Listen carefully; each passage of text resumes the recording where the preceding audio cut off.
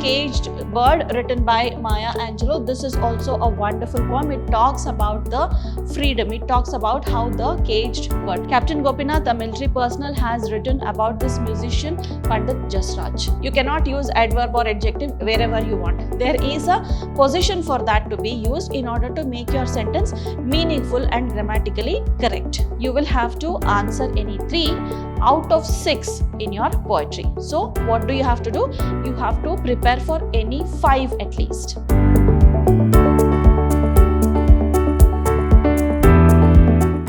Hello everyone, I am Dr. Shalini, Professor of English, Vidhyaashram First Grade College, the Temple of Excellence, MYSURU. Today I am here to introduce you the syllabus prescribed by University of MYSURU for 2nd Sem B.Ca. We are going to understand what is the syllabus and what is the evaluation and examination pattern for this 2nd Sem. So what is there in today's module? Today, I'll be telling you about the syllabus, then we'll move on to understand the pattern of evaluation and also the pattern of question paper. So let us begin with the syllabus now. At the outset, you will have poetry, prose and some language component. And under poetry, we have 8 poems. And under prose, we have 4 different lessons and essays. It's a combination of lesson and essay. Then in the language component, we have 4 different parts. So let us understand what is there in poetry first. So the first poem is How Do I Love Thee? That is a sonnet written by Elizabeth Barrett Browning, the wife of Robert Browning, who is also a very great poet. So this is a sonnet, that is sonnet number 43, written by her, and she is expressing her love towards her beloved in this poem. The second one is Thou Art Indeed Just, Lord. This is all about the poet's anger towards God, that he is not able to achieve anything, nothing good is happening to him. So this is written by Gerard M. Hopkins. So he is a famous American poet and this has been written by him. This is actually a verse taken by Bible and he expands on it. So then we have The Laboratory written by Robert Browning, the husband of Elizabeth Browning. In this poem, he talks about a woman who is trying to kill one of her friends. Fine. So how she develops that poison in the laboratory and how she undergoes some changes mentally. So all these is expressed in this poem, The Laboratory. So next we have No Men Are Foreign written by James Kirkup, and this talks about people who are not foreign. We have to think about other people as our own brothers and sisters. So talks about universal brotherhood, humanity. So all these it talks about the basic values that are required to lead our life in this world. So he talks about that in No Men Are Foreign. Then we have The Caged Bird written by Maya Angelou. This is also a wonderful poem. It talks about the freedom. It talks about how the caged bird. So she compares this mindset of human beings to this caged bird in this poem. It's a wonderful poem. Very good metaphor actually to talk about. So you will enjoy reading this Caged Bird also. Then we have The Bread of the People written by Bertolt Brecht, and this he talks about the society. What are the people earning and how they are struggling. So all this he talks about in this poem of his. This also is a very interesting poem and you'll enjoy reading it. Then we have Bankers Are Like Anybody Else. So Ognash has written it and he talks about people who are wealthy enough. So he is talking about those and he talks about the equality in the society that has to be carried out, that he talks about in this. And at last we have a poem by Satchidananda, that is Stammer.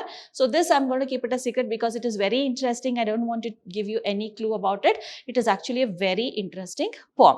So these are the 8 poems you're going to study under your poetry section of 2nd Sem. Then we have this prose part. We have 4 different lessons and essays. It's a combination of that. So here you can see a Devoted Son written by Anita Desai.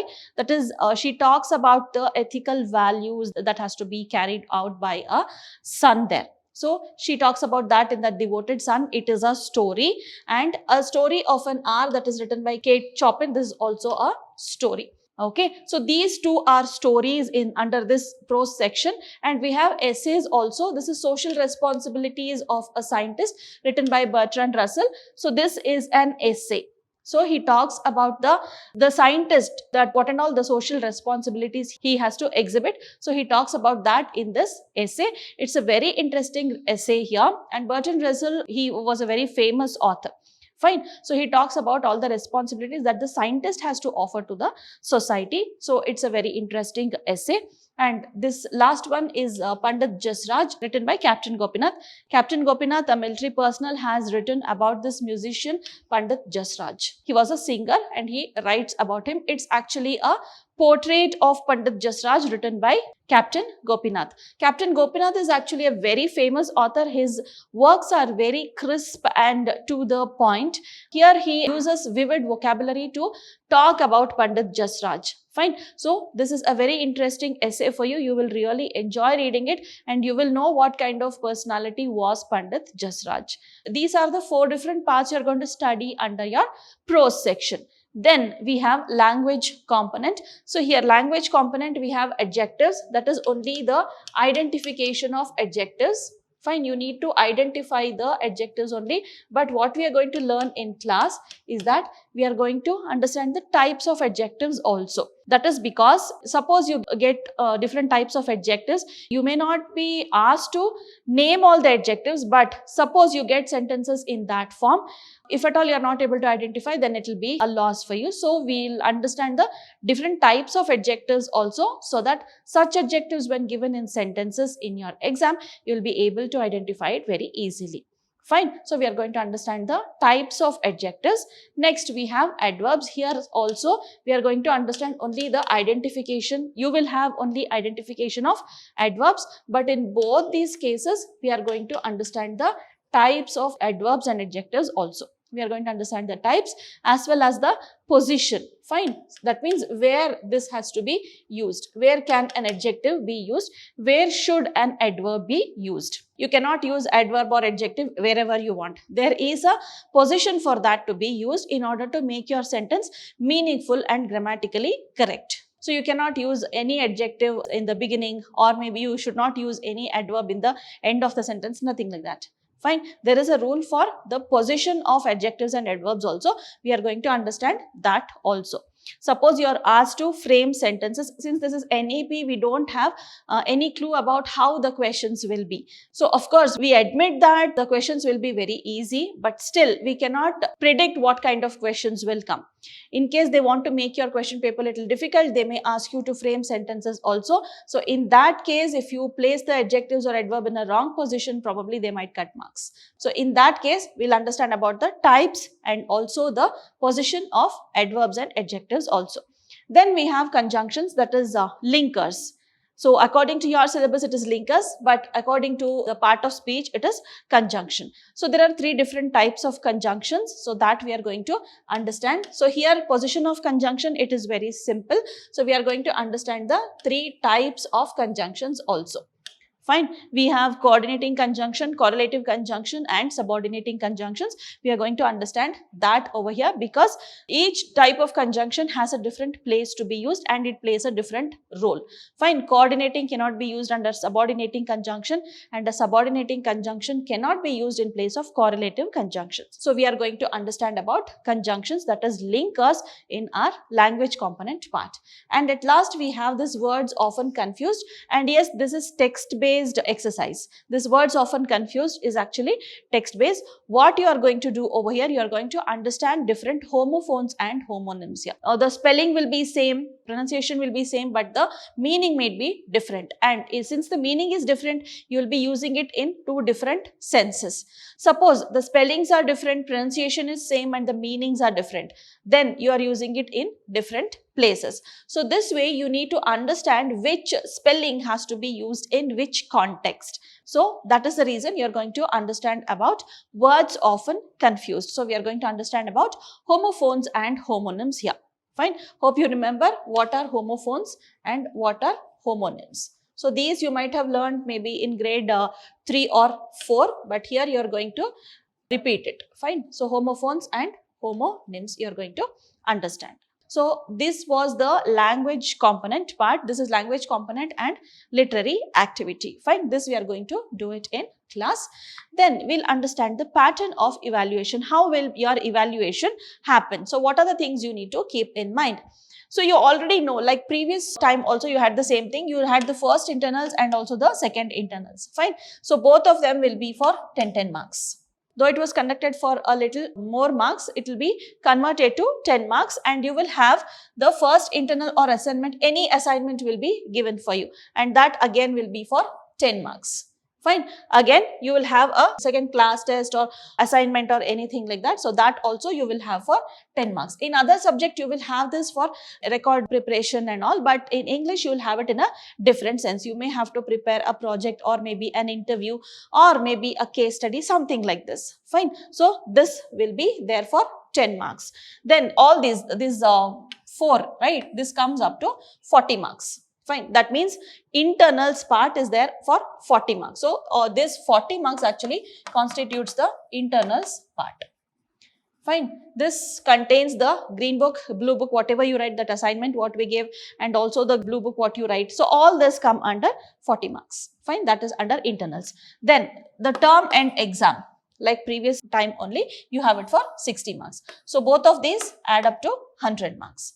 So, your marks card will reflect that whatever your score is there for 100 marks, but internals for 40 marks and for 60 marks. Here, keep it in mind, for out of this 40 marks, you need to score 21 marks. Fine. So, out of this 60 marks, that is like you have to score a fixed marks there. Fine. So, you should be very careful. If you score lesser than 21 over here, then you will not be passed at all. So, if you score 20 and you get more there and altogether it adds up to 35, then also you will be failed only. So, there is a fixed marks which you have to earn out of 40 and also out of 60. So, this was your evaluation pattern. Now, we come to the question paper pattern. Like last time, you will have different sections here, and please do not worry, you have lot of choices this time also. Out of that 8 poems, if you prepare for maybe 5 poems, that is enough. And out of those 4 essays, you prepare for any 2 essays, I think that would be enough. But language component, you have to prepare completely. So, let me just tell you how to prepare for it. So, first part, you'll have objective type questions. This objective type questions will be from prose, then poetry, both mixed. Fine. Not from language component, it will be purely from prose and poetry. So, you will have it for 8 marks. Each question is for 1 mark. So, out of 15, here you have to answer any 8. You have to answer any 8 of it and you'll get 8 marks. Then, reference to context, it is also called as annotation. You may have to annotate few. Okay. So, annotation or reference to context, both are same. So, that you will have it for 12 marks. You will have to answer any 3 out of 6 from poetry. Fine. You will have to answer any 3 out of 6 in your poetry. So, what do you have to do? You have to prepare for any 5 at least. I am telling you to prepare for 5 because you should not prepare for only 3 because you are going to answer any 3. They might give you out of 6. They are giving you out of 6, right? They might repeat the poems, or maybe they will give it from each poem. They might choose one. You don't know how the questions will be. So, what you have to do? Prepare for any 5. So, at least 3 you will be thorough with. So, here out of 8 poems, prepare for any 5. So, you will be able to answer any 3. Each question will carry 4 marks. So, what and all should you write? You have to write about the poem, that is in the first para. You need to write from which poem it is chosen. Then, you will also write the poet's name here. Then the third para, you may write it, second or third para you can make it. In that, you will write the theme of the poem. And in the last para, you have to write whatever they have given for annotation. About that, you will be writing. Yes, I will teach you how to answer this reference to context in the physical classes. So, each question will be for 4 marks and you have to answer any 3 out of the 6 questions given. Then you have essay type questions. You have 2 mains of essay type questions, one from prose and one from poetry. One main from prose, the other main will be from poetry. So, here you will have each question, you will have it for 5 marks. Okay. And this both come up to 10 marks. Fine. Each question for 5 marks, there will be any 4, you have to answer any 2. Okay. So, you prepare for 5 poems, then it will be easy for you. So, choose your 5 poems and it is always better you prepare for all the 8 poems. If you are not able to understand few poems, you may prepare for any 5. So, you will be ready here also, you will be ready here also, you will be ready here also. So, any 5 you prepare, so you will get it from any 4. You have to answer any 2 of the questions there. Fine. So each question will be for 5 marks. So 5 marks, how much do we expect you to write? At least 1 or 1.5 page in your answer sheet. At least 150 to 200, 250 is desirable. Fine. So 200 to 250 if you limit, then you will be able to write. If you limit it to 250, you will be able to write it till 200. Fine.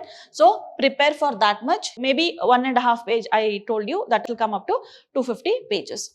Then here from poetry also you will be getting any 2 out of 4.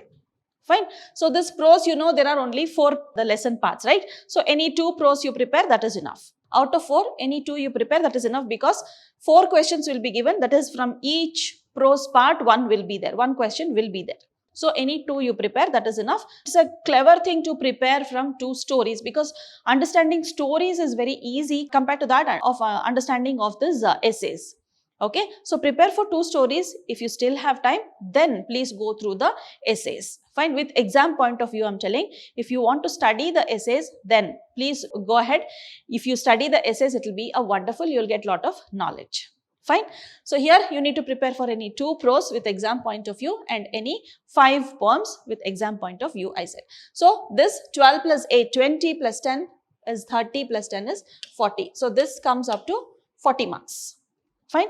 Question answers and all, that is section A, that comes to 40 marks. Fine. Then we have this language component part. Language component, what do we have? We have these 4 only. These 4 are the language component parts what we have, and everything will be for 5 marks.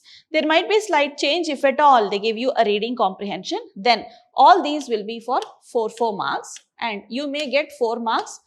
That is 1 mark will be remaining from each, right? So all that will be added to 4 marks, and here you may get a reading comprehension. Okay, since the university has already given this one the examination pattern, that is a question paper pattern, this may not happen. So this only you will have it for 5 marks. Fine. If at all you have it for 4 marks only, then you will have this reading comprehension. So these 5 marks, this will add up to 20 marks. Fine. 40 plus 20 is 60. So this is your term and question paper. So term and question paper is there for 60 marks. So this was the pattern of question paper. So by this we complete the syllabus introduction. So this was your syllabus. Please write it down somewhere before you start writing the notes or start making notes in the class. So you have a list of syllabus, you will be able to understand which one has been completed. So you'll have a track of what has been completed and what has to be done, and also you will be able to plan to study well. So this was all about syllabus introduction. Let us meet again with the first poem, that is How Do I Love Thee. So let's meet again with that. It's a very interesting poem. So I'll be telling you about that in my next class. So thank you for your time, children. Keep learning. Take care. Bye-bye.